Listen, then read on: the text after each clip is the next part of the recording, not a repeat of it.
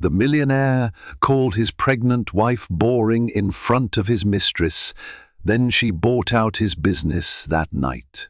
They say you never truly know what someone is capable of until they're backed into a corner.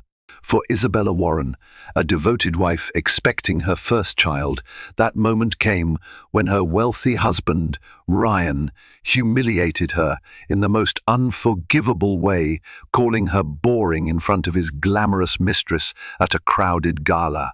Everyone whispered, some even laughed, but no one truly understood what Isabella had hidden behind her gentle demeanor. Before the night was over, she would orchestrate a move so bold it would leave everyone in shock, because in a single defiant stroke, Isabella Warren set out to rewrite her destiny. From the outside looking in, Isabella Warren lived a fairy tale life. Born Isabella Montgomery, she came from a modest background in small-town Georgia. Through hard work, unwavering determination, and a keen business sense inherited from her grandfather, who once ran a successful trucking company, she'd gained acceptance to a top-tier business school. It was there, at a Harvard alumni event, that she met Ryan Warren, the young millionaire scion of Warren and Moore Holdings. With striking blue eyes and a confident swagger, Ryan had been the ultimate catch. A few months into their whirlwind romance, they married in a private ceremony on Martha's Vineyard. Society pages gushed over the union, calling it the perfect match of promise and pedigree. Isabella soon discovered that while Ryan adored life's grand stage, expensive suits, exclusive clubs, nights at the Ritz-Carlton, he had little patience for her quieter dreams. She liked reading about global economic trends. She wanted to start philanthropic ventures for pregnant women in need, and she sought meaning in every chance encounter. Meanwhile, Ryan thrived on adrenaline. He led his father's empire in property development and tech investments. He lived for the chase stock market highs, new acquisitions, and the dopamine rush of sealing multi-million-dollar deals in glass-walled boardrooms. As the years wore on, that sparkle of early marriage lost its luster. While Ryan hit new peaks, expanding Warren and Moore's portfolio from New York to Singapore, Isabella often felt like she was simply an accessory invited to stand beside him for photo ops, but never truly included. Whenever she voiced her insights, he'd brush them off with a smirk. "That's cute, Isa," he'd say in a patronizing tone, ignoring the fact she'd spent hours researching the viability of an international expansion. One of her biggest regrets was not continuing her own separate professional path. Ryan had urged her to focus on the home, citing he preferred the traditional route of having a supportive wife. Loving him deeply at the time, she acquiesced, in hopes of making him proud. They lived in a breathtaking penthouse on Park Avenue, complete with marble floors, a private elevator, and an indoor garden that Isabella painstakingly nurtured. Despite the extravagance, Isabella struggled with a certain restlessness. She craved genuine connection, a sense of partnership. Her pregnancy, an unplanned but welcome surprise, was supposed to bond them. She imagined it might bring them closer, especially as Ryan had always talked about building a legacy. Yet rather than leaning in, Ryan drifted further away. Board meetings in London turned into spontaneous trips to Dubai. Late-night calls, cryptic text messages, and rumors of his wandering eye reached Isabella's ears. She tried to dismiss them as idle gossip, but a part of her suspected the truth: she was losing him. Now, with their baby due in 4 months, Isabella yearned for stability. She hoped they could become a team, focus on building a family as well as an empire. Instead, Ryan's scornful attitude often surfaced. He'd toss out remarks like, "All you do is read baby blogs," or "You wouldn't understand the thrill of this deal." She never expected her illusions to shatter in such a public and humiliating way, but life has a way of revealing the truth, sometimes in the harshest of spotlights. Ryan Warren's love for high society galas was legendary. He thrived in the swirl of crystal champagne flutes, elegant ball gowns, and whispered deals made between canopies. So, when an exclusive fundraiser at the Metropolitan Museum of Art was announced, backed by major names like Morgan Stanley, Goldman Sachs, and even the philanthropic arm of the Rockefeller family, Ryan made sure they were invited. Isabella initially hesitated about attending. At 5 months pregnant, she felt heavier and more self-conscious than usual. However, Ryan insisted, claiming the event would be an opportunity to show solidarity and let everyone know we're still a power couple. Behind the shimmering facade of the gala's theme, Renaissance opulence, something darker lurked for Isabella. Rumors had reached her of a new woman in Ryan's life.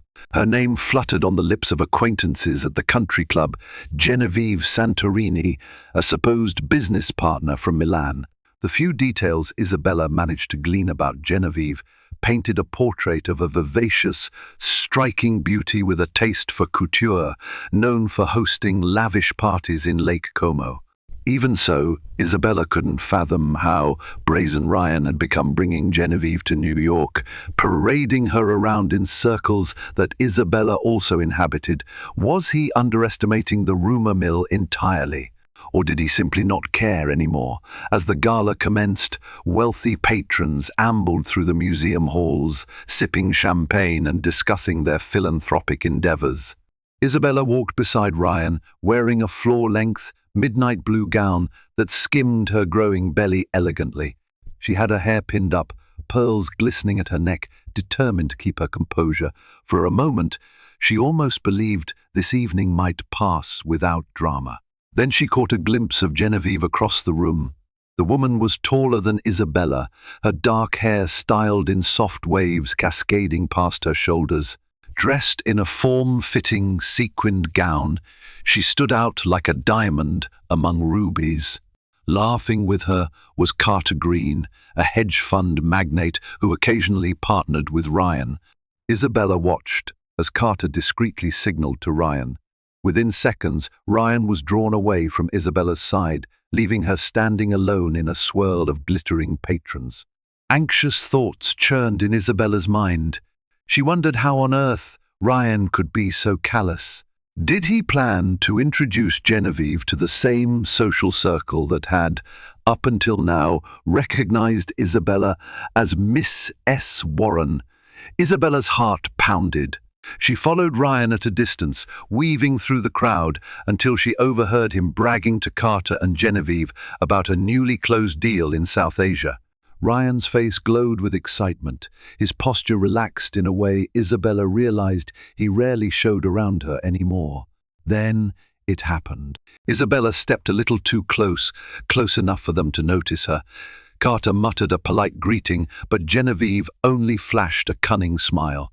Ryan stiffened, an expression of annoyance crossing his face. He half-turned toward Isabella, as though she were an afterthought, and uttered the words that would shatter her heart. "Don't mind her, she's gotten so boring ever since she got pregnant." A hush fell over the small group. Even Carter's eyebrows rose in discomfort. Genevieve smirked, sipping her champagne. The band in the distance kept playing, and laughter from other guests filtered through.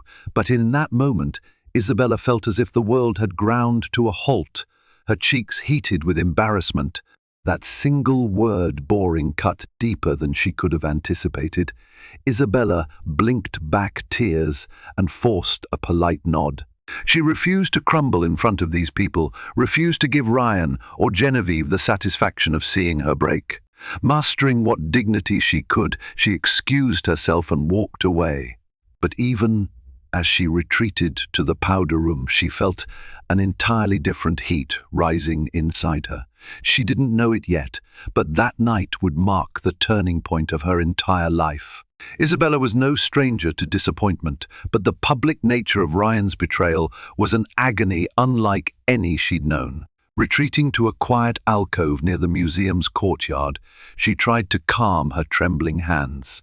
Her baby bump felt heavier, a physical reminder of the life growing within a life that would one day know the truth of its father's cruelty if she didn't break free from this cycle. No tears came. Instead, a fierce resolve began to take root. Isabella recalled her grandfather's words, "People will think you're soft, Bella, because you're kind. Show them that kindness isn't weakness." She took a steadying breath, channeling that old sense of determination. Soon enough, an unexpected ally approached her. Thomas Patterson, a retired venture capitalist and longtime family friend, had witnessed the cringe-worthy exchange. His silver hair gleamed under the delicate lights, and concern etched lines across his forehead. "Isabella," he said in a hushed voice, "whatever's going on with Ryan, you don't deserve that." He placed a comforting hand on her shoulder. "Thank you, Thomas," she murmured, "but I have to figure out how to handle this." He hesitated before speaking again. "I know tonight might not be the best time, but there's something I've been meaning to share with you. I've watched you for years, how you conduct yourself, your intelligence, your business acumen. I'm no fortune teller, but I've seen how Ryan underestimates you. If you're ever ready to branch out, to make a move of your own, I might have an opportunity." A flicker of curiosity lit up her eyes. "An opportunity?" He nodded slowly. "There's a private equity fund forming. Names like Valeria Montgomery, Ramaya's private equity. Even some old colleagues from Morgan Stanley are involved. They're looking for a strategic partner, someone with vision. I thought you might be interested." Isabella felt her heart skip. She never considered that she could be more than just Miss S. Warren, especially under the shadow of her husband's empire. Still, the pieces began to fall into place in her mind. Maybe she was allowed to dream bigger than being second fiddle in Ryan's show. And maybe she was more than boring. Thomas gave her his card. "Let's talk soon." Away from watchful eyes, she hid the card in her clutch, just in time. The familiar scent of expensive cologne signaled Ryan's approach. She looked up, noticing his forced smile. "There you are," he said through clenched teeth, trying to maintain an appearance of marital harmony in front of any onlookers. "People are asking for us." Isabella slipped her arm through his, let him guide her back into the main hall, but she felt no warmth from him. Instead, she was replaying his mocking words, "Boring, boring, boring." He'd hammered that label into her soul, and now it echoed in her head like a battle drum, pushing her toward a bold new frontier. She spent the rest of the gala on autopilot, politely smiling through tedious conversations, half listening to Ryan's bragging about future business expansions, scanning the crowd for Genevieve's smug visage. A small part of her wanted to tear that woman's illusions apart. Another part recognized that Genevieve was only a symptom of Ryan's disregard for his wife's worth. The real problem was the man at her side, Ryan Warren, who believed he owned the world and had no qualms about disrespecting the mother of his unborn child. By the time the event wrapped up, with the orchestra playing its final waltz, Isabella had decided that she would no longer be sidelined. If Ryan thought her dull, if he could humiliate her without fear of consequences, he was about to learn how very wrong he was. For months, she had reined in her intelligence, her ambition, all for the sake of preserving their marriage. But that night, the seeds of her defiance took root. She would use every resource, every connection, and every bit of cunning she had. And though she had no idea just how drastically life would change by dawn, Isabella felt one thing deep in her core. She was done playing the docile wife. The Warren penthouse was usually quiet in the early hours of the morning, perched high above the city where traffic noise rarely penetrated. But on this particular night, Isabella's mind buzzed like Grand Central Station at rush hour. She changed out of her gown, letting it pool on the floor before stepping into a comfortable robe. Despite the plush surroundings, Italian velvet drapes, antique sculptures, a crystal chandelier, she felt no comfort in her lavish home. Ryan was locked away in his study, probably reviewing business reports or texting Genevieve. At least, That's what Isabella suspected. The fact that he hadn't even tried to apologize after the gala stunned her. Then again, maybe she shouldn't have been surprised. Ryan thrived on control, and an apology would mean acknowledging fault. There, in the soft glow of a single lamp, Isabella withdrew Thomas Patterson's business card. She turned it over, reading the phone number and email address. Could she dare risk a meeting? She wasn't so naive as to think Ryan wouldn't notice if she started exploring outside ventures. But she also realized this might be her single chance to create a safety net for herself and her unborn child. She slipped the card into the hidden lining of her jewelry box, a place Ryan would never think to look. Resolute, she made herself a cup of chamomile tea. Her baby kicked softly, almost as though in agreement. "Don't worry," she murmured, placing a gentle hand over her belly. "We'll be fine. Mama's got this." Before she could dwell on her next steps, her phone vibrated. A text message flashed from her best friend, Charlotte Liang. Charlotte was a boutique fashion designer who had studied with Isabella back in business school. She had a knack for sniffing out drama before it even made the tabloids. "I heard what happened tonight. Are you okay?" The simple question nearly dissolved Isabella's composure. Tears stung her eyes, but she quickly wiped them away. She typed back, "I will be. Let's meet tomorrow at the palace for lunch." As she sent the message, she overheard Ryan's footsteps. She tensed, half expecting him to barge in and pick a fight. Instead, he merely walked past the open doorway with barely a glance. She heard him mutter something about an overseas call, and that was it.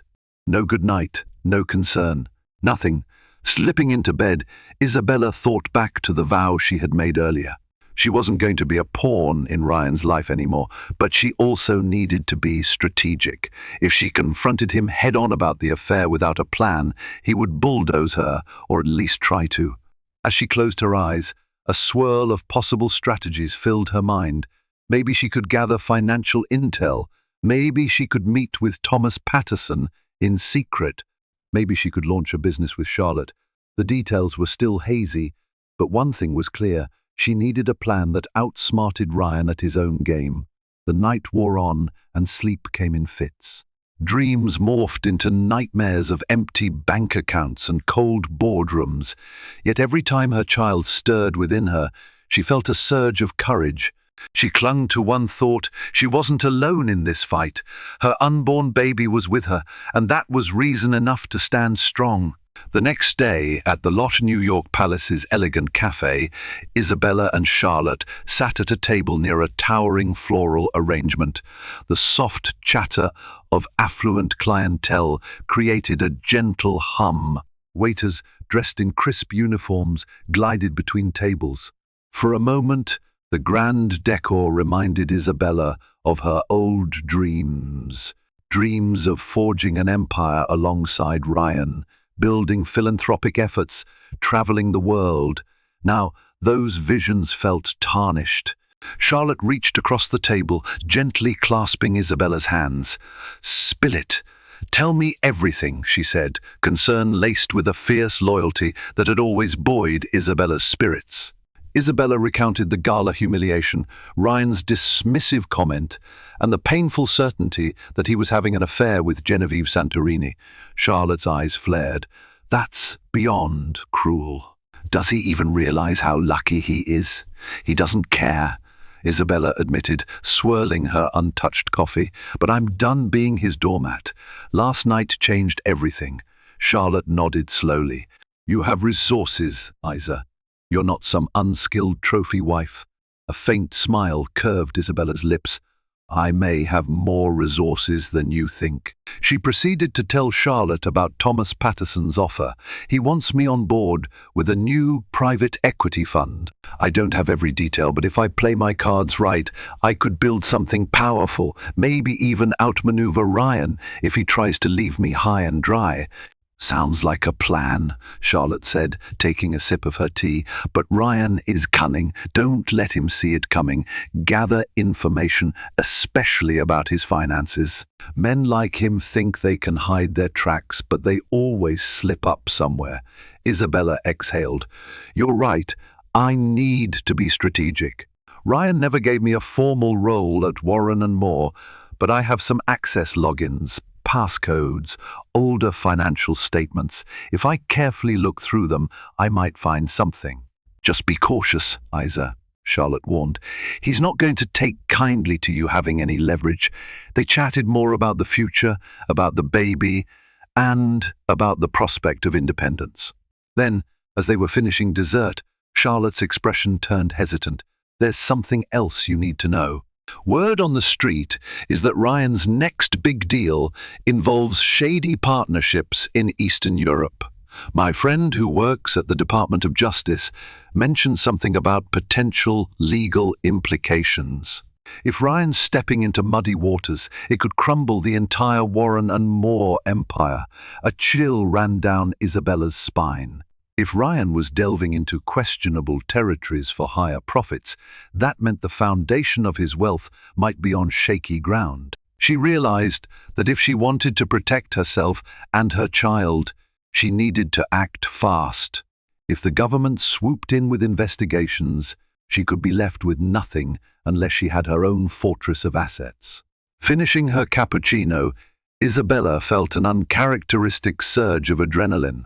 The once shy woman who allowed her husband to overshadow her was awakening, replaced by someone with a keen survival instinct. She looked at Charlotte, a determined glimmer in her eyes. I'm going to accept Thomas's offer, she said, and I won't just survive Ryan's betrayal, I'll rise above it. Charlotte lifted her teacup in a mock toast. To your victory, then. They clinked cups softly. In that moment, Isabella felt the winds of change swirl around her. She still had to figure out the details, but for the first time in a long while, she felt hope flickering in her chest like a lighthouse beacon guiding her through the storm. That afternoon, Isabella returned to the penthouse, greeted only by silence and the faint hum of the city below. Ryan had left a note on the kitchen counter, an impersonal message explaining he'd be in meetings until late. She felt a mixture of relief and resentment. At least his absence provided her the time she needed to dig deeper. She headed straight to the Home Office. Though Ryan had his own study, he rarely ventured into the smaller office Isabella used for personal correspondence and philanthropic planning.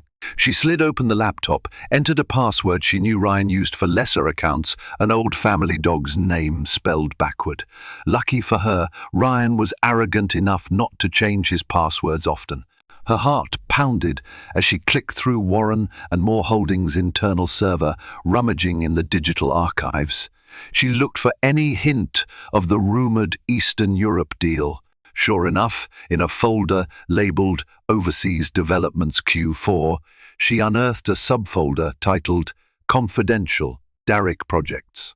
The documents, though riddled with financial jargon, revealed partnerships with shell companies. Isabella recognized enough to see they were funneling funds through lesser-known territories, raising red flags for money laundering or sanctions violations. She didn't understand every nuance, but she understood enough. Ryan was playing with fire. Her baby kicked, as if sensing her tension. She inhaled slowly, steeling herself. Instead of panicking, she methodically downloaded the files onto a USB drive. If the Department of Justice, or SEC, launched an investigation, these documents could be key. If nothing else, they would leverage a card she could play if Ryan tried to ruin her financially or deny her child support. She was so engrossed in her discovery that she almost didn't notice her phone vibrating. Thomas Patterson's name lit up the screen. She answered quietly, her voice hushed. "Isabella, good to hear from you," Thomas said. "I hope last night didn't weigh you down too much." She forced a light laugh, though her nerves were frayed. "It's definitely put things into perspective." "About your offer, can we meet?" Thomas paused, then answered, "Certainly. How about tomorrow at my office on Fifth Avenue? My associates will be there, but we can talk privately first. That's perfect, Isabella replied, feeling her resolve crystallize. After the call, she ejected the USB drive, stashing it in a concealed compartment in her closet. She locked the office, adrenaline still coursing through her veins. Every step she took down the hallway felt like crossing a bridge she could never return from. Yet, she felt empowered for the first time in years. That night, she carefully laid out her outfit for the meeting, an elegant but conservative dress that conveyed seriousness. Then she tried to sleep, though sleep wouldn't come easily. She kept envisioning the confrontation that might loom with Ryan. How would he react if he knew she'd uncovered his secrets? What would happen when she eventually filed for divorce, or if she decided to stand her ground in his business world? Yet a quiet strength settled in her, nurtured by the life moving inside her belly. She reminded herself that she was no longer just living for herself, but for her child, and that thought gave her the courage she needed. By dawn, Isabella Warren had made her decision. She would no longer be boring, subdued, or overshadowed. She was going to carve out her own destiny, no matter the cost. Thomas Patterson's office on Fifth Avenue overlooked Central Park. Floor-to-ceiling windows framed a sweeping view of lush greenery against the steel and glass skyline. Isabella felt a sense of awe as she stepped inside the polished reception area. Large, abstract paintings adorned the walls, and the scent of fresh lilies filled the air. A stylish receptionist escorted her to a private conference room where Thomas waited, accompanied by two other individuals, Valeria Montgomery, a poised woman in her mid-40s with an impressive track record in tech investments, and David Ramires, founder of Ramires Private Equity. Both greeted Isabella warmly. She sensed curiosity in their eyes, as if they wondered how this Warren wife might contribute to their venture.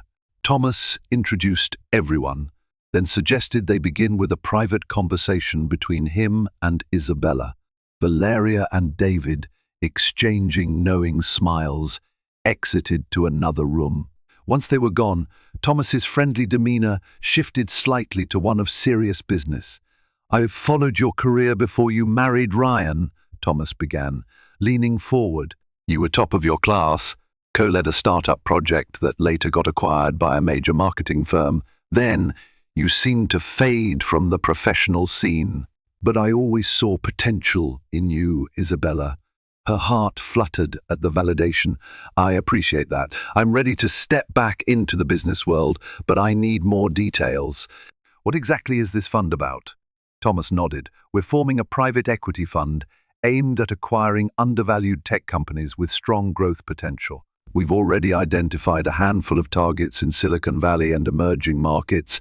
The plan is to build them up and either go public or sell to larger conglomerates. The returns could be massive." He paused, studying her expression. "But this isn't just about money, is it?" Isabella pursed her lips. "Honestly, no.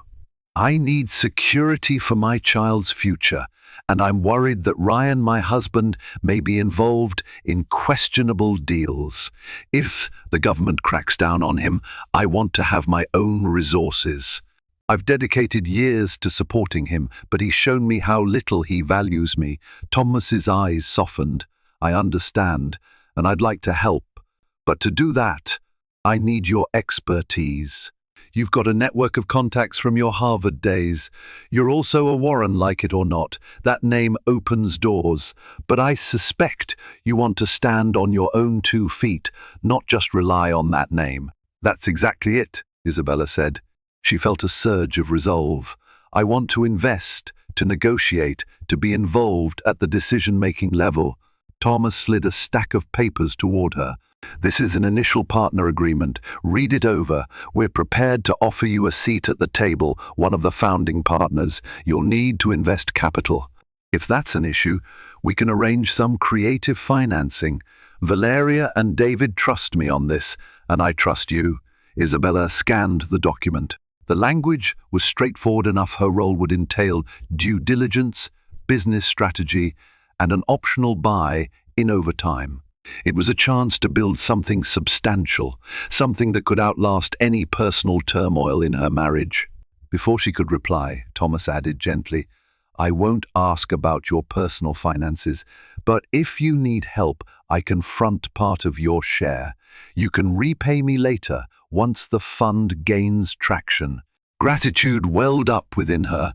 "Thank you, Thomas. I believe I can manage." She thought of the hush money Ryan had given her after a minor public scandal last year, money she'd hidden in a separate account. She had once felt guilty about it. Now she saw it as seed capital for her escape. She extended her hand, and Thomas shook it firmly. "Welcome aboard, partner." A tingle of excitement coursed through her. In that moment, Isabella envisioned a future where she no longer cowered under Ryan's shadow, but stood as an equal in the world of high finance. She hadn't yet unveiled the next steps of her plan, but this was the foundation. She knew there would be obstacles: Ryan's anger, the mistress flaunting her presence, possible legal battles. But for the first time since she met Ryan Warren, Isabella felt truly alive. Days turned into a week, and Isabella found a newfound purpose. She spent hours poring over investment proposals, interfacing with Valeria and David, and strategizing how best to cultivate the budding private equity fund. It was invigorating, like rediscovering a part of herself she'd lost after marrying Ryan. Yet it wasn't all smooth sailing. Ryan's mood had grown mercurial, his temper flaring over the slightest inconvenience. He hurled complaints about incompetent staff, slow project timelines, even his tailor messing up his suits. Late-night phone calls with an overseas partner left him irritable. Isabella suspected this had to do with the Derrick projects and the shady dealings in Eastern Europe. She kept her distance, aware that each day the tension in their penthouse thickened. Genevieve Santorini's presence loomed like a dark cloud. Pictures surfaced on social media: Ryan and Genevieve dining at an exclusive restaurant, entering a Broadway show, even sightings at a private lounge. Isabella refused to confront him directly yet. She needed more time to finalize her own position, but each photograph, each mocking commentary in gossip columns ignited a fresh wave of hurt and anger. One evening, she was in the penthouse living room, poring over her new fund's budget forecasts, when Ryan strode in, jacket slung over his arm. He barely offered a greeting before noticing the spreadsheets displayed on her laptop. His brows furrowed. "What are you doing?" She refused to shrink. "I'm reviewing some investment opportunities. I'm considering backing a startup." He barked a humorless laugh. "You? Backing a startup? With what capital? My money?" The derision in his voice was palpable. She calmly closed her laptop. "I have my own resources." He rolled his eyes. "Sure you do. Listen, if you're bored with your pregnant housewife routine, I can understand. But don't try to play in the big leagues, Isabella. This is a world you don't know how to navigate." His words stabbed at her pride, but she remained composed. "You'd be surprised at what I can navigate," she said. "After all, I studied business too." Ryan took a step closer, looming over her. "Don't test me, Isa. I'm juggling enough stress. The last thing I need is you meddling in business you can't handle." A flash of defiance sparked in her eyes. She wanted to fling accusations at him, throw the evidence of his illicit deals in his face, but she held back. Instead, she simply rose from her seat. "We'll see," she said softly, her voice steady. His lips curled in annoyance. For a moment, she thought he might say more, but a phone call interrupted them. He glanced at the caller ID and muttered, "This is important." "Don't wait up," before disappearing into his study. The door slammed behind him. Isabella exhaled, her heartbeat quickening. A swirl of thoughts and emotions raged inside her. She knew a storm was coming. Ryan was suspicious, and Genevieve's hold on him was strong. But instead of feeling fear, Isabella felt a surge of determination. She placed a hand on her belly. If Ryan thought she was boring, he had no idea what she was capable of. The reckoning was only a matter of time. The final blow came at a high-profile charity banquet hosted at the Plaza Hotel, a rival event to the Met Gala, but equally lavish. This time, it was for a children's hospital, and Isabella had contributed a sizable donation in her own name, separate from Ryan's philanthropic efforts. Her plan was to keep building her identity as a capable, independent figure in high society circles. She'd arrived alone, wearing a flowing emerald gown that accentuated her pregnant form rather than hiding it. Heads turned as she walked in. She could sense the curious glances, some likely fueled by the rumors swirling around her marriage. Still, she held her head high. Near the silent auction area, she spotted Ryan with Genevieve. They stood close, speaking in hushed tones. Ryan looked tense, and Genevieve seemed to be coaxing him about something. Isabella felt a pang in her chest, but she refused to wilt under the heartbreak. Instead, she moved gracefully around the banquet hall, greeting acquaintances, making small talk about the charities she was supporting, and subtly hinting that she was involved in an exciting new venture. As dinner concluded, an auctioneer took the stage, encouraging the wealthy patrons to bid on exotic trips, vintage wines, and exclusive art pieces. To Isabella's shock, Ryan and Genevieve waltzed onto the dance floor as the band began a slow tune. It was a brazen display, their bodies too close for a simple work-partner relationship. Whispers rippled through the crowd, some supportive of the gossip spectacle, others pitying Isabella. She stood at the edge, fists clenched, a swirl of rage and humiliation gripping her. The final straw? The moment when Ryan spun Genevieve around, their eyes locked with an intensity Isabella hadn't seen him show in years. No subtlety, no shame. He was effectively announcing to the world that Genevieve was his main companion now. Something inside Isabella snapped. She marched to the stage, motioning for the auctioneer to pause. The crowd hushed. Even Ryan and Genevieve stopped, confusion registering on their faces. Isabella gripped the microphone, her heart pounding like thunder. "I apologize for the interruption," she began, voice quivering yet resolute. "I'd like to increase my pledge to the Children's Hospital to $1 million. A murmur of awe swept through the hall. Isabella continued, "I believe in supporting those in need. It's something dear to my heart as I prepare to become a mother." Her gaze locked with Ryan's. The shock on his face was priceless. He knew that donation was separate from his accounts, from his oversight. A smattering of applause grew, culminating in a standing ovation. Isabella handed the microphone back, stepping off stage to approach Ryan and Genevieve, who stared at her in bewilderment. "Quite a pledge," Ryan muttered. "Where did you get that kind of money?" Isabella smiled serenely. "Don't worry about it." Then she turned to Genevieve, looking her up and down. "Enjoy the dance." With that, she pivoted and walked away, leaving Ryan and Genevieve stunned amidst the swirling crowd. The entire scene felt surreal, a sudden shift of power, a crystallization of her new reality. But Isabella wasn't finished. Tonight was the night she would teach Ryan that she was anything but boring. She'd spent weeks finalizing an intricate plan, and if all went as expected, she would buy out a controlling stake in one of Warren and Moore's critical divisions, an audacious move that would rock Ryan's entire empire. Isabella left the Plaza Hotel immediately after her dramatic pledge. She hailed a black SUV waiting for her at the curb. Inside, Thomas Patterson and Valeria Montgomery were seated, laptops open. Their expressions were tense yet excited. The overhead light illuminated the seriousness of the moment. "Are we all set?" Isabella asked, her voice steady despite her racing heart. Thomas nodded, looking from his screen to her. "Everything is prepared. The final signatures are ready to go. The capital from our new fund has been allocated as we discussed. Once you approve, we'll execute."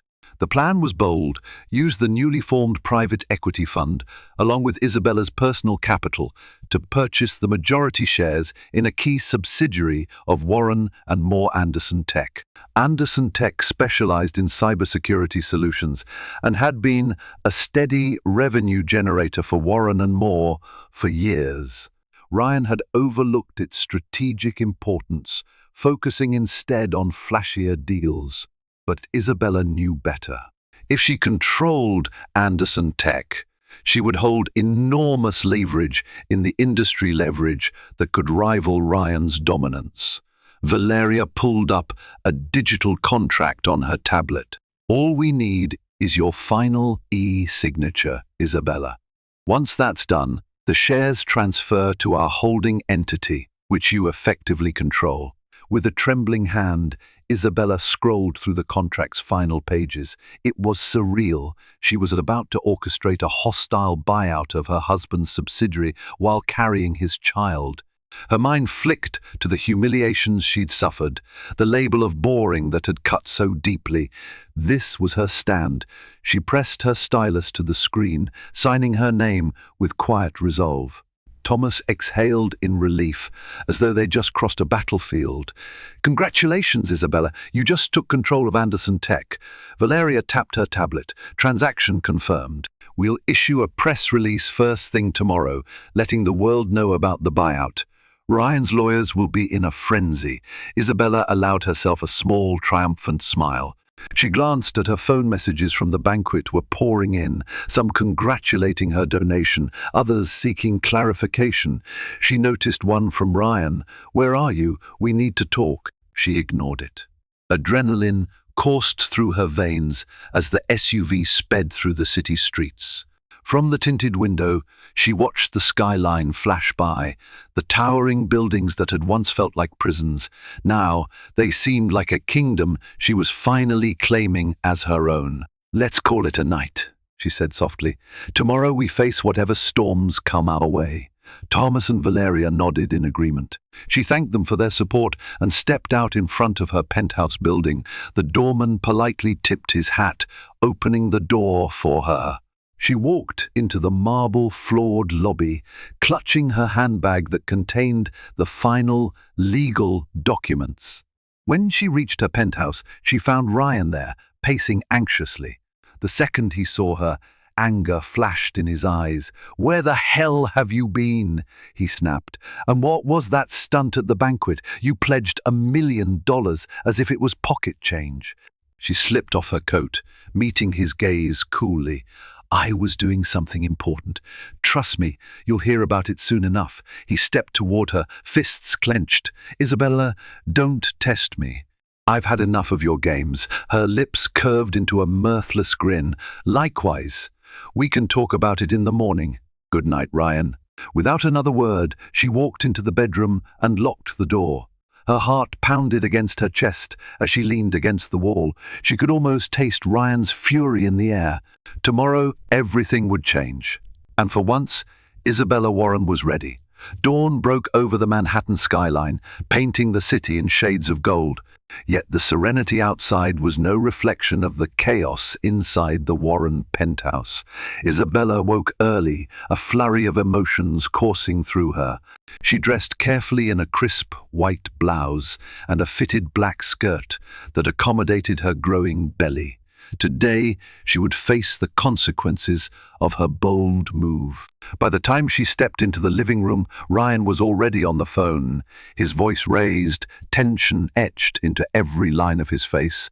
On the table, an iPad displayed the morning's financial headlines. Breaking: new private equity fund acquires majority stake in Anderson Tech from Warren and Moore.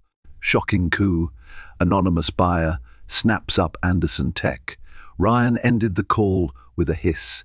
He spun around to face Isabella. "Do you have any idea what's going on?" he demanded, eyes blazing. "Someone orchestrated a hostile buyout of Anderson Tech overnight. It's all over the news. Our board is going insane." She calmly sipped a glass of orange juice, savoring the moment. "I might have an idea," she replied, her tone measured. Confusion twisted Ryan's features. "What do you mean?" She set down her glass, meeting his gaze squarely. "It was me," she said simply. His jaw dropped. "You? That's impossible. You don't have the resources. You don't have the—" He broke off, realization dawning. "You used your connections. You've been scheming behind my back." Isabella stood her ground, refusing to be intimidated. "Call it what you want. I invested in a private equity fund that recognized the value of Anderson Tech, something you've taken for granted for years. The deal is done, Ryan. I control Anderson Tech now." He inhaled sharply, color flushing his cheeks. "You can't do this. This is sabotage, betrayal. Is it any worse than what you did to me?" Isabella snapped, her composure wavering under the weight of pent-up anger. "You humiliated me in public, you flaunted your mistress everywhere, and you disrespected me at every turn. You left me no choice but to protect myself."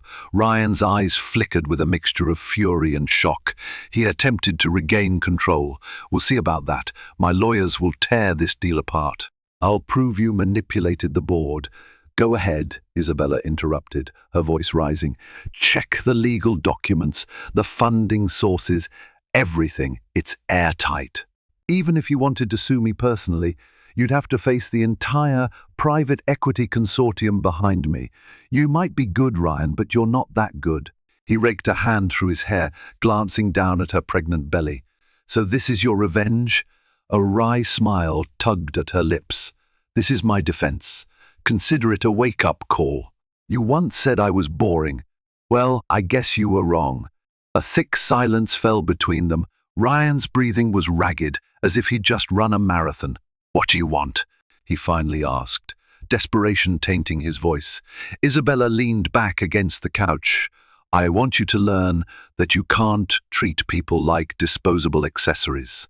That includes me, and most importantly, our child. If you plan to continue down your current path, risky deals, public scandals, humiliating me, don't expect me to stand by and watch." With that, she left him standing there, the echo of her words hanging in the air. For once, Ryan Warren, the unstoppable millionaire, seemed at a complete loss. And Isabella felt a rush of fierce satisfaction, even amidst the uncertainty of what lay ahead. In the days that followed, the shockwaves of Isabella's coup reverberated through New York's business and social circles. Reporters clamored for interviews, rumors circulated about the future of Warren and Moore, and some even speculated about the state of the Warrens' marriage. But Isabella maintained her poise, refusing to comment publicly. She directed inquiries to the private equity fund spokesperson, who skillfully spun the narrative of a forward-thinking acquisition. Ryan, meanwhile, retreated. He cancelled public appearances, avoided hosting his usual lavish parties, and tried unsuccessfully to undo the Anderson Tech deal. Legal teams from both sides clashed, but the contract was bulletproof. Thomas Patterson and his associates had prepared meticulously, ensuring Ryan had no legitimate grounds to challenge it. Genevieve Santorini, for her part, vanished from the spotlight. Rumors suggested that when Ryan's empire showed signs of vulnerability, her affections cooled. She was last spotted boarding a flight to Europe. Isabella felt neither pity nor satisfaction. Genevieve was merely a symptom of Ryan's disregard. The real victory was in asserting her own worth. As the weeks turned into a month, Isabella found herself at the helm of Anderson Tech's transition. She worked closely with a team of engineers, finance experts, and project managers to set new strategies in motion, enhanced data protection services, expansions into new markets. Her baby bump had grown, and though it was challenging to juggle late-night meetings and pregnancy fatigue, she felt invigorated by her purpose. Not everything was smooth. Ryan attempted to freeze her personal accounts, only to discover she had already transferred essential funds. He threatened to remove her from the penthouse, but she calmly reminded him it was partially in her name. Their confrontations were fierce, but Isabella stood firm, always reminding him that any ruthless move on his part would spark an equally potent response. In time, something shifted in Ryan. His anger cooled into a somber acceptance. One afternoon, he arrived at Anderson Tech's new office unannounced. Isabella watched him step into the sleek conference room, the city skyline behind him. There was no arrogance in his posture this time, only weariness. "Isabella," he said, voice subdued, "we need to talk." She nodded, motioning for him to sit. They faced each other across the conference table, the weight of years between them. For a moment, he looked like the young man she'd met at Harvard, a spark of regret in his eyes. "I realize I messed up," he began quietly. "I let my ambition and ego push you away. I never saw you as an equal, even though you always had the potential. And I'm sorry." She studied his face, trying to discern sincerity. A large part of her wanted to hold on to her rage, to remind him of every transgression. But another part, perhaps the part that once loved him, felt the strain of exhaustion. She said nothing, allowing him to continue. "I can't take back what I did," he added, "but I'd like to find a new balance. For the sake of our child, if nothing else." Isabella drew a slow breath. "I don't know if we can ever go back to how things were. And honestly, I don't think I want to." Ryan nodded, a flicker of pain crossing his features. "I understand, but maybe we can move forward in some way. Even if we're not together as husband and wife, we can be partners in ensuring our child's future." She considered his words. There was so much water under the bridge, so many broken vows. Yet, she recognized this might be the start of a more respectful dynamic. "I'm willing to talk about an arrangement," she said softly. "For the baby's sake." Their conversation stretched on, moving from apologies to logistical details of co-parenting, finances and boundaries. By the end, Isabella felt a cautious sense of relief. She wasn't naive enough to trust Ryan completely, but perhaps they could cooperate without hostility. A week later, she served him with legal separation papers, clarifying her intention to raise the child on her own terms. Ryan signed them, albeit reluctantly. The media quickly caught wind of the separation, but Isabella kept her composure. She had a new life blossoming inside her and a new empire to build. She no longer needed Ryan's validation. As her due date approached, she stood on the balcony of the Anderson Tech building, overlooking the city. The wind played with her hair, and she placed a hand over her belly, thinking of the incredible journey that had brought her here. She was no longer the naive girl overshadowed by a powerful husband. She was Isabella Warren, businesswoman, soon to be mother, and a force in her own right. And so ends the unforgettable story of a woman scorned, who refused to accept a fate of complacency. Isabella Warren turned the tables on her unfaithful, condescending husband in the most dramatic way possible by seizing control of a prized piece of his business empire overnight. Her transformation was not just a tale of revenge. It was a testament to her resilience, intelligence, and unwavering dedication to her unborn child's future. Though the road ahead promised challenges, co-parenting arrangements, media scrutiny, and corporate battles, Isabella embarked on it with renewed confidence and hard-earned independence. Call to action. If you found Isabella's journey as riveting as we did, don't forget to like, share, and subscribe for more stories of extraordinary twists and triumphant comebacks. Your support helps us continue unveiling tales that remind us all of the power that lies in courage, self-respect, and a well-executed plan. Thank you for watching. Welcome to our channel, where we bring you dramatic and heartfelt stories that keep you on the edge of your seat. In this riveting tale, the most jaw-dropping moment occurs when our courageous heroine makes a life-altering decision right after her millionaire husband parades his mistress at her own birthday celebration. Imagine the tension and heartache in that final scene. Will she walk away for good, or can their relationship be salvaged amidst the betrayal? Curious about how it all ends? Be sure to listen to the full story to discover the fate of everyone involved. including a surprise twist that may forever redefine their futures. Don't forget to subscribe to our channel for more compelling stories like this. We'd love to hear your personal thoughts, so leave a comment sharing what you think the outcome should be. And remember, you can tune in right here to follow every turn of these enthralling events. Estelle Carter Kingsley was born into a world of polished marble floors and shining chandeliers, where every social function felt like a grand event. Her father, Anders Carter, hailed from a prestigious line of financiers whose strategic investments spanned continents. From a young age, Estelle learned the art of subtlety, how to speak softly yet command attention, how to shine without outshining those around her, and how to navigate the currents of high society with ease.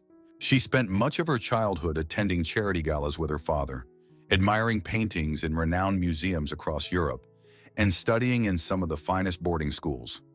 Over time, her poise and discerning mind became legendary within their elite social circles, a testament to her upbringing and her own quiet determination. When Estelle first met Donovan Kingsley, a charismatic millionaire with an empire built on tech innovations, real estate ventures, and philanthropic missions, she believed she had encountered someone who shared her aspiration to make the world a better place. Donovan was no ordinary businessman. He exuded a certain magnetism that pulled people into his orbit, made them trust him, and left them eager to be part of whatever project he championed next. He had founded Kingsley Holdings, a sprawling conglomerate with an impressive portfolio. Cutting-edge artificial intelligence labs, modern architecture developments dotting major capitals, and even environmentally sustainable initiatives that had drawn praise from international leaders. Everyone saw him as the man who could balance massive profit with moral responsibility, a rare combination in a fiercely competitive world. Estelle was captivated by Donovan's enthusiasm for progress, while he was charmed by her nuanced understanding of culture and history. Their whirlwind romance became the talk of Manhattan's high society. It was a relationship seemingly blessed by the city's most influential figures. Politicians attended their engagement party, philanthropic icons toasted to their future, and the press lauded them as the philanthropic power couple who could shape the next decade. Their union promised more than just a merger of wealth. It symbolized a partnership of ambition and empathy, something that felt refreshingly uncontrived in a world of carefully managed images. During the early years of their marriage, Estelle and Donovan were indeed unstoppable. They stood together at glamorous charity events, raising millions of dollars for children's art programs and hospital expansions. They traveled extensively, forging international connections to broaden the reach of Kingsley Holdings. Behind closed doors, they spent late nights discussing strategies for blending profit with altruism, brainstorming ways to extend goodwill beyond cursory donation checks. The synergy was real, and observers predicted a golden future for them both. But glitz and good intentions often mask fault lines. As Donovan's business empire expanded, so did his appetite for risk and adventure. He delighted in corporate acquisitions, negotiating multinational deals, and launching new ventures at a frenetic pace. Estelle, though supportive, found herself increasingly sidelined, reduced to cameo appearances at pivotal functions, where her presence added credibility but not necessarily input.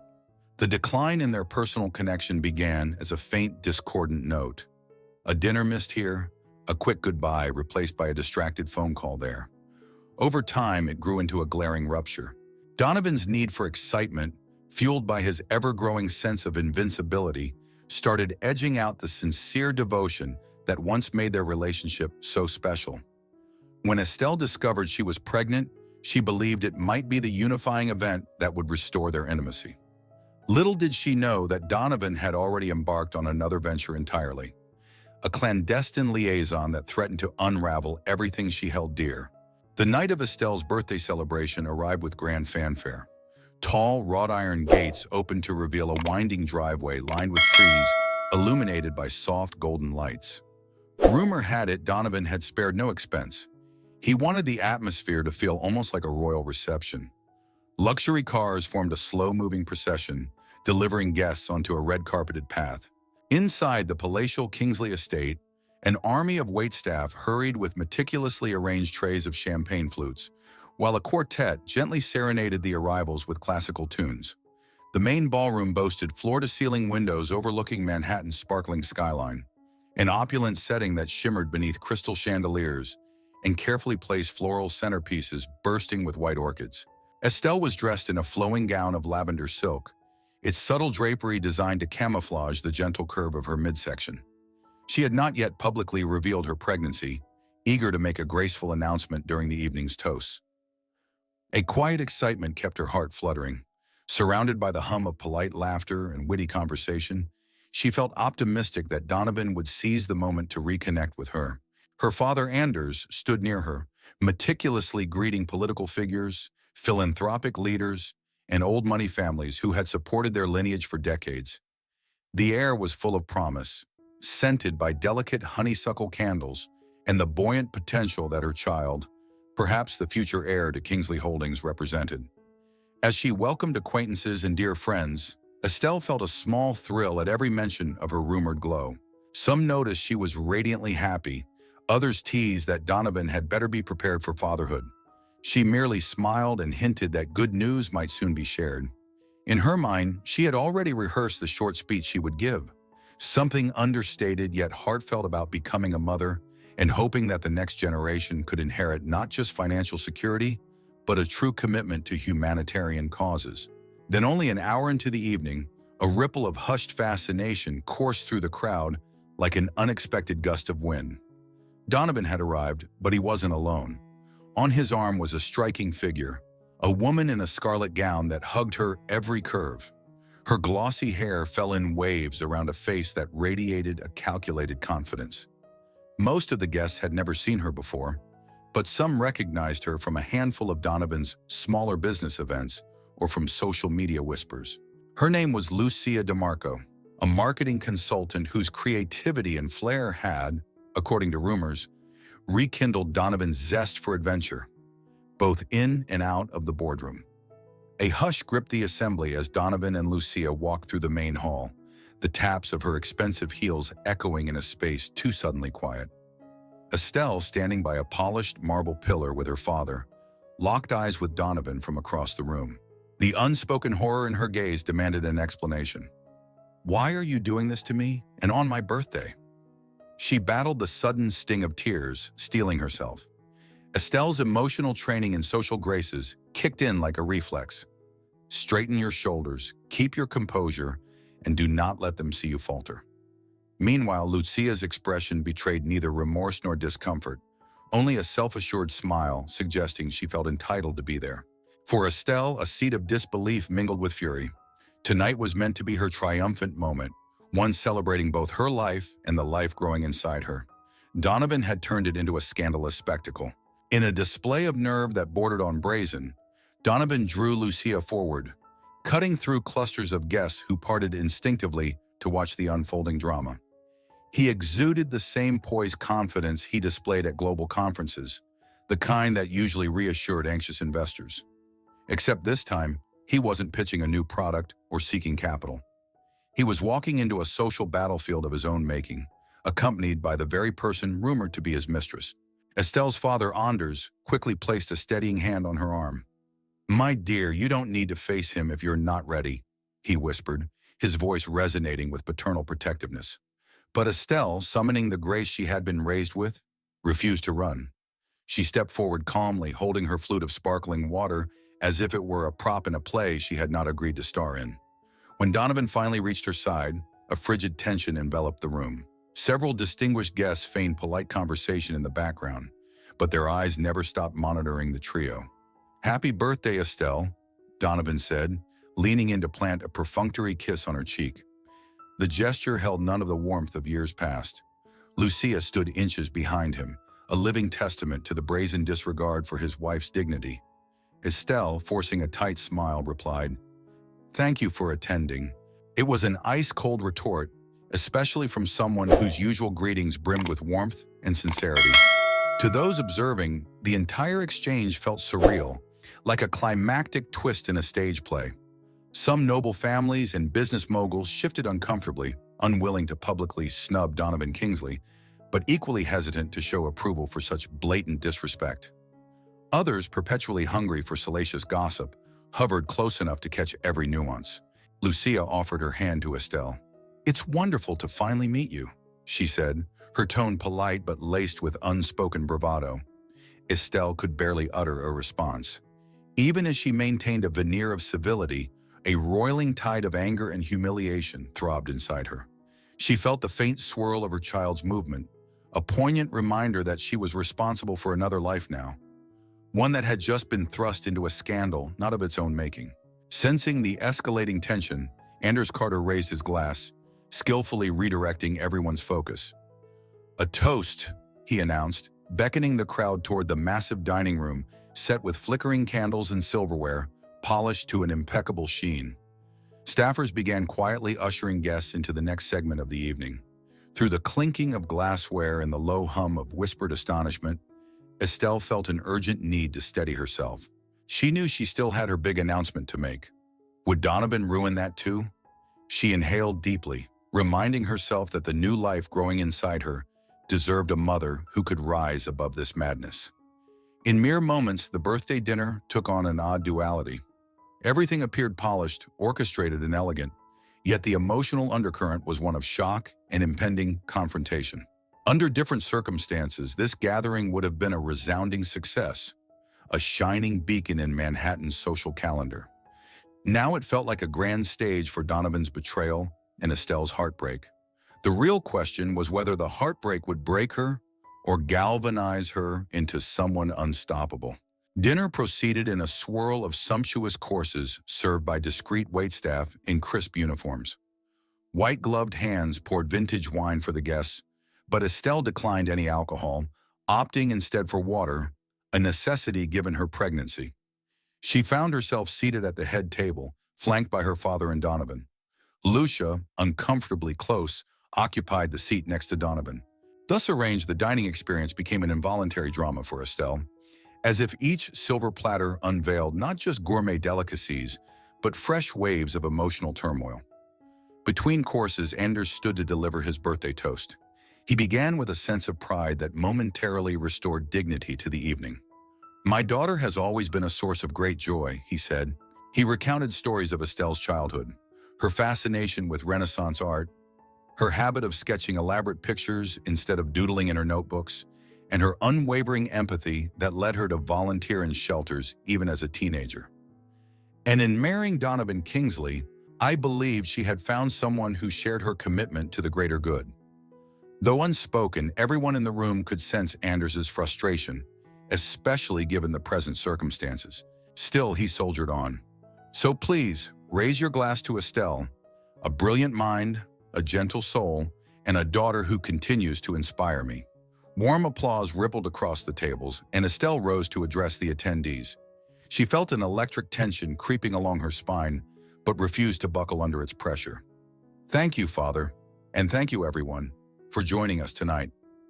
She paused, glancing for a fraction of a second at Donovan, whose expression was unreadable.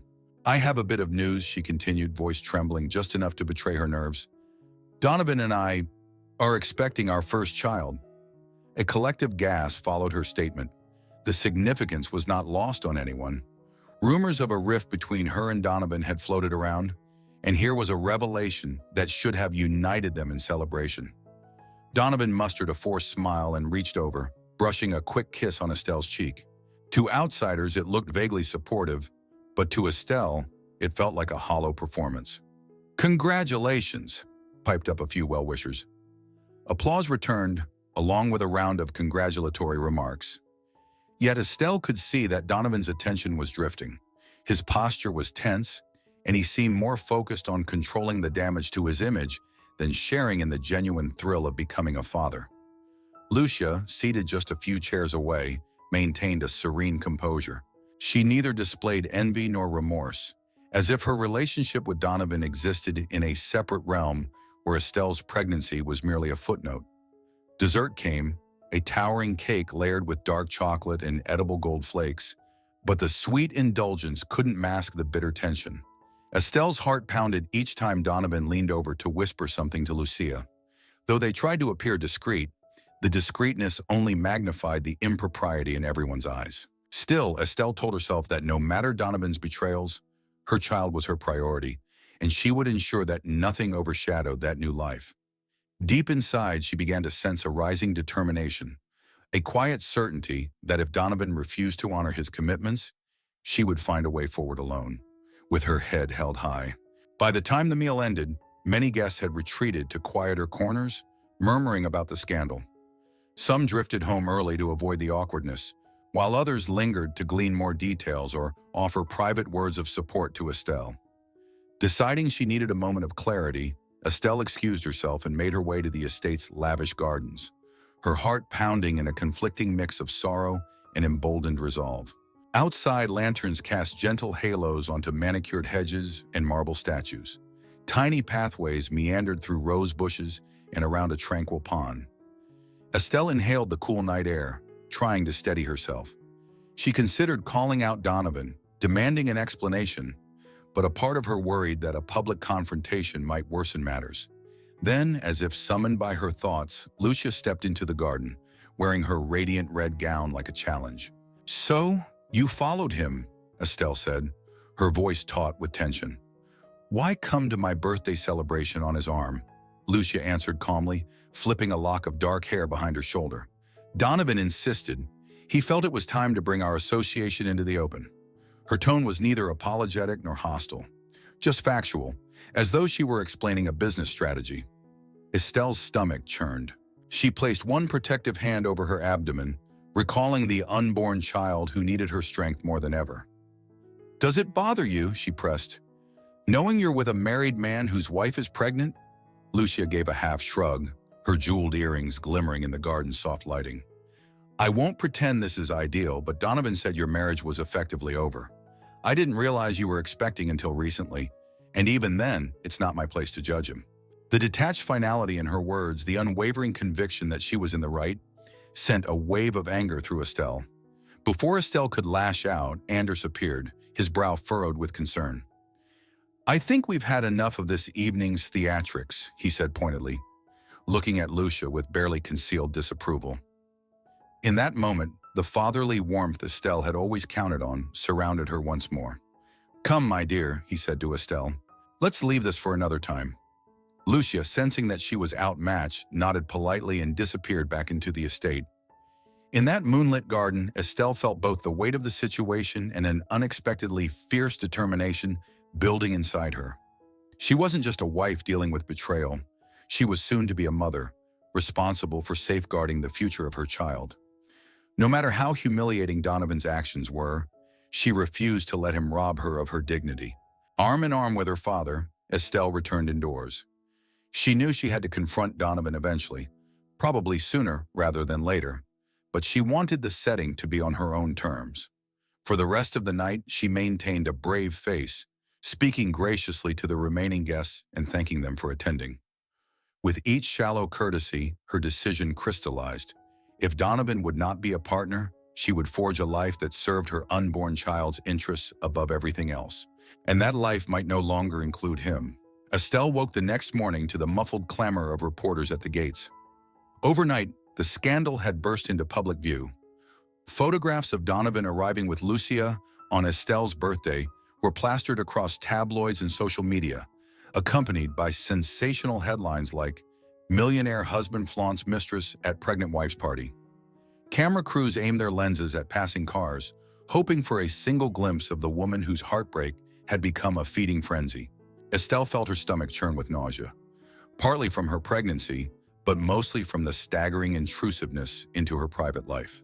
Her father, Anders, had already marshaled the estate's staff to keep the gates closed and politely but firmly turn away any uninvited visitors. Her phone buzzed incessantly with texts, some from well-intentioned friends offering consolation, others from gossip-hungry acquaintances fishing for details. Feeling cornered, Estelle realized she had to respond in some manner, not only to salvage her reputation, but also to protect her unborn child. She called her longtime attorney, Margaret Lee, a seasoned professional with a reputation for handling high-stakes family law cases. "I need to know my rights," Estelle said, her voice trembling with both fear and determination. "I'm pregnant, and Donovan is openly disrespecting me. I won't let him twist the story." Margaret arrived by midday, discreetly parking at a side entrance. Over tea in the manor's sunlit study, they pored over the prenuptial agreement Estelle had signed. Crafted when love seemed everlasting, it contained provisions for asset division and spousal support, but had no specific clauses covering a scenario like a public affair while she was carrying Donovan's child. "We can file for divorce on grounds of adultery," Margaret explained, tapping a polished fingernail against the document. "Or we can negotiate a settlement outside of court, but I suspect Donovan won't play fair given his current mindset." Estelle nodded, pressing her palm against the gentle curve of her belly. "I want to provide a stable future for my baby," she said softly. "No matter what strategy we choose, that has to be the priority." Just the thought of her unborn child, innocent and unaware of the swirling scandal, gave Estelle renewed clarity. She wasn't simply a scorned wife. She was about to become a mother, and that role superseded all else. Meanwhile, Donovan was in damage control mode across town at Kingsley Holdings. From the 50th floor of his sleek corporate tower, he juggled calls from board members, PR consultants, and even frantic department heads worried about the company's public image. Stocks had dipped slightly after the headlines, and rumors circulated that some foreign investors were reconsidering deals with Kingsley Holdings. Donovan barked orders, making it clear he needed urgent solutions. "Release a statement that we're handling personal matters privately," he told his communication officer. "Emphasize that none of this affects our business endeavors." Yet behind his frustrated tone, a flicker of panic flared. He saw how swiftly a personal scandal could tarnish the empire he'd spent years building. Perhaps he had taken his legendary aura of control for granted. That afternoon, Estelle decided to address the media briefly. She emerged from the manor in a demure yet stately dress, her father by her side. Flashes from cameras hit her like a tidal wave. She spoke calmly, stating that she would be focusing on her health and her baby's well-being, and that any formal announcements would come through her lawyer. Those few lines, delivered with graceful composure, generated even more curiosity. With that, Estelle retreated, shutting out the flashes and clamor. She had taken the first step to steer the narrative. Next, she would plan her exit from a marriage that felt irreparably broken. In the week that followed, Estelle's days were a tumult of legal meetings, media inquiries, and private introspection. She was grateful for the staff who secured the estate, ensuring she wasn't harassed around the clock by paparazzi. Anders provided emotional support, reassuring her that no matter the legal complexities, she had a family that would stand by her. Meanwhile, Margaret prepared preliminary divorce documents, anticipating the need to protect Estelle from Donovan's lawyers, who could claim anything from mental instability due to pregnancy to mismanagement of household finances. Within the estate's ornate walls, Estelle carved out moments of serenity. She used spare hours to work on a new philanthropic project, a children's art initiative. She had always dreamed of establishing an art scholarship fund, providing resources for aspiring young talents who lacked the means to pursue their passion. Planning it became her emotional anchor. Whenever fear or anger threatened to overwhelm her, she refocused on something tangible, something beneficial that she could leave for the next generation, her child's generation. It reminded her that life extended beyond the immediate drama, that there was a future to nurture. Donovan's behavior in the media wavered between damage control and outright deflection. He released statements describing the affair as a misunderstanding and insisting his marriage to Estelle had been strained for months before Lucia DeMarco entered the picture. Some interviews hinted at a possible reconciliation, while others painted Estelle as distant, implying that she had neglected Donovan in favor of her own interests. The contradiction in his narratives only fueled the public's fascination.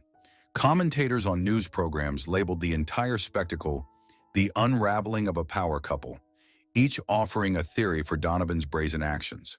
Social media chatter dissected Estelle's public appearances, praising her poise, empathizing with her plight, or dissecting her maternity outfits.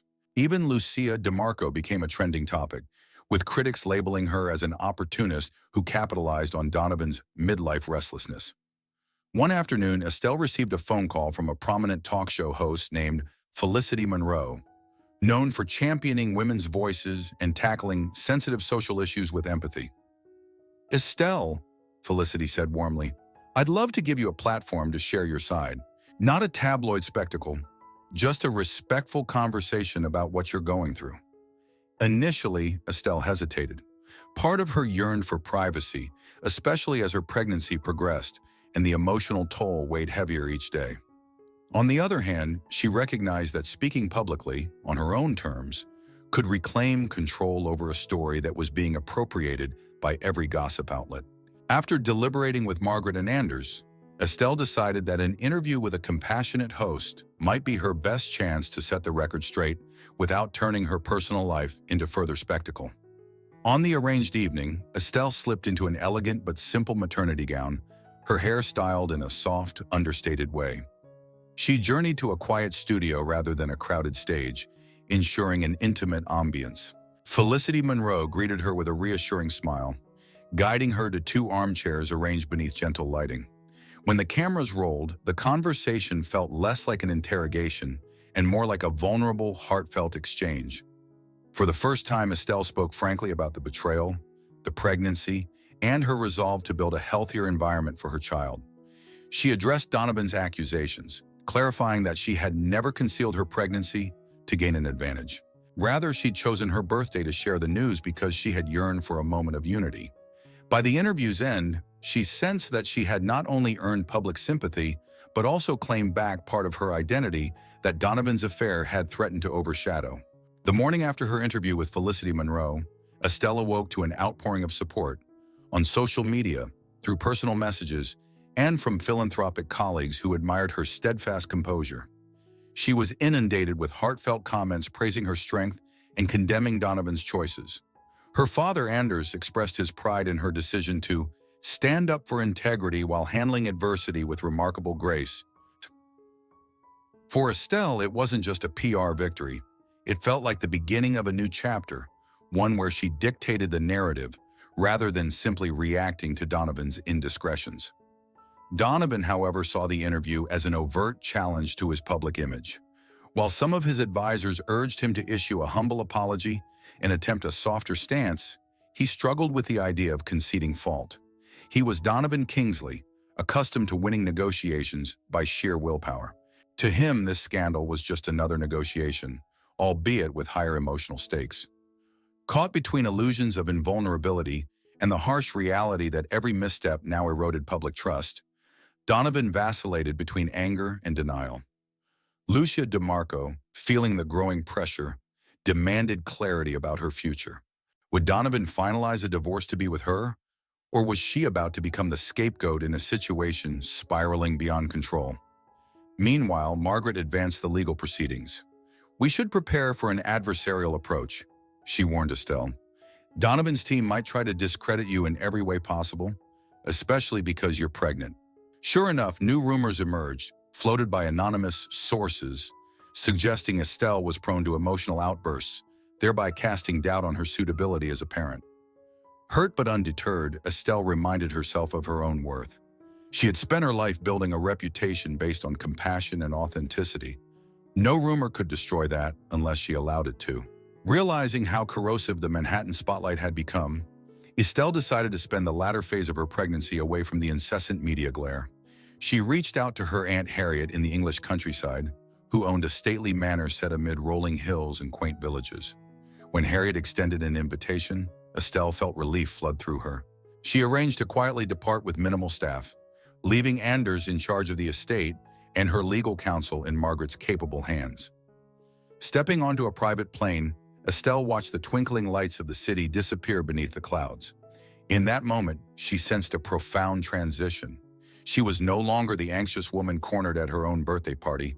She was a mother-to-be, determined to shield herself and her child from further harm.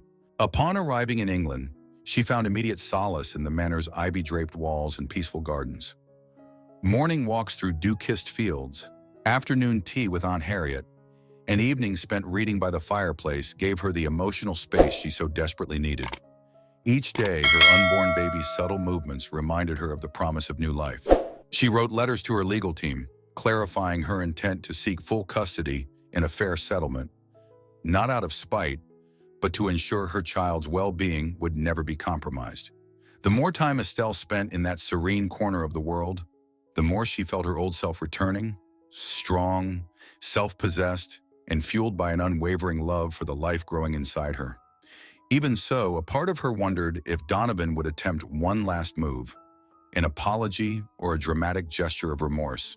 Yet day after day passed with no such sign, just sporadic news clips about him juggling corporate investors and deflecting blame for the fiasco. Estelle closed her eyes each evening, imagining the quiet lullabies she would sing to her child, hoping to instill a sense of calm that had become so elusive in her own life.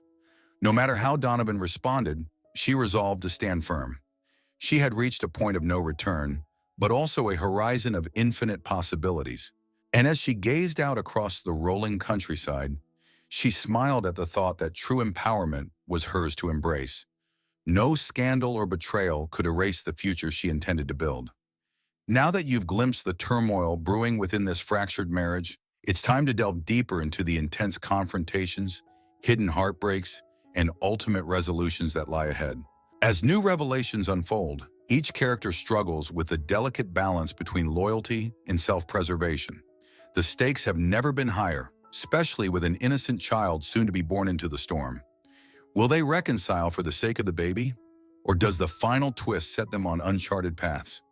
Join us on this emotional roller coaster, where forgiveness and retribution dance a precarious waltz. Be sure to hit the subscribe button so you never miss another gripping installment. We welcome your comments. Tell us where you're listening from and share your predictions for how everything might conclude. Stay tuned for more fascinating stories right here on our channel.